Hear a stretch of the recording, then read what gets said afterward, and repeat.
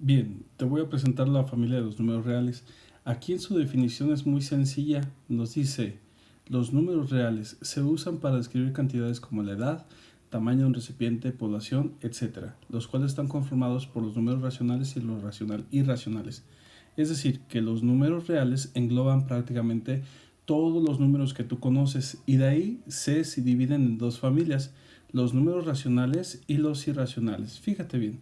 Lo que hago aquí con los números irracionales es unos ejemplos rápidos. Los irracionales son todos aquellos números que no se pueden representar mediante una fracción. Es decir, por ejemplo, tenemos la raíz de 2. Si lo haces en la calculadora vas a tener un número específico. Vas a tener la raíz de 5 y el valor de pi y, por ejemplo, el número exponencial. Cada uno de estos representa un número con un decimal y el decimal es infinito y no tiene patrones que podamos decir que se vaya a repetir. Entonces, al tener decimales infinitos, significa que no se puede representar como una fracción, ¿sale? Si no, haz el intento en la calculadora. Y ahora, para que lo puedas comparar, los números racionales sí se pueden representar, sí se representan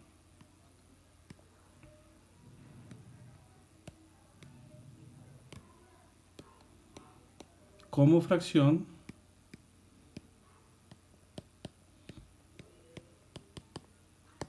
o cociente de ella.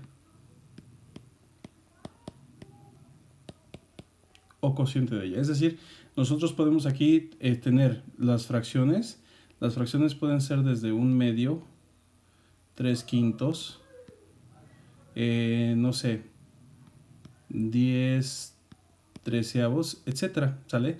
Son números racionales, pero también son números racionales los números enteros, porque tenemos el 4, el 9, el -2, etcétera. Los números enteros también se pueden representar como una fracción, ¿sí?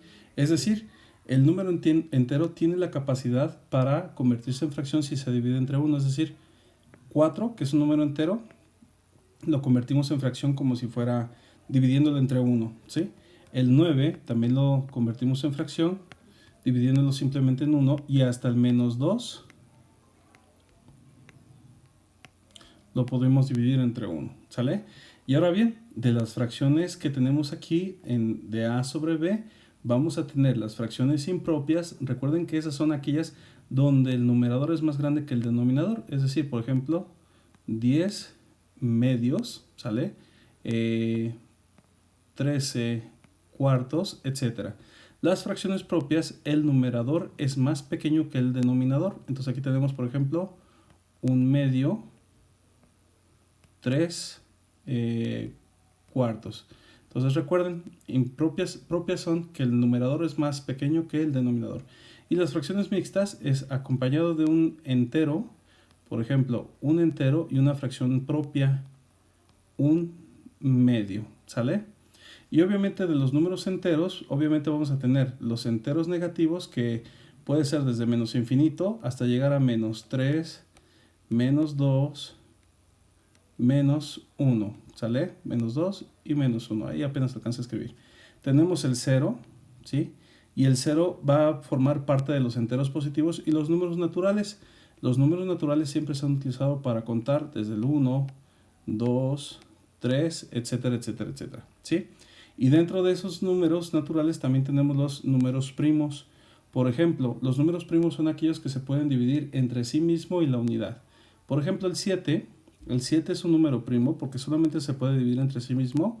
7 entre 7 te va a dar 1. Y entre la unidad, 7 entre 1 te va a dar 7, ¿sí? A diferencia de cualquier otro número, por ejemplo, si yo tuviese, no sé, el número 4. El 4 no es un número primo porque si bien cumple con las condiciones, es decir, 4 entre 4 te va a dar 1 y 4 entre 1 también te va a dar 4, ¿sale? Pero también se cumple la condición de que si tenemos 4 entre 2 te va a dar igual a 2. Y con esta división alterna que tenemos aquí, ya deja de ser número primo. Espero que te haya gustado este video.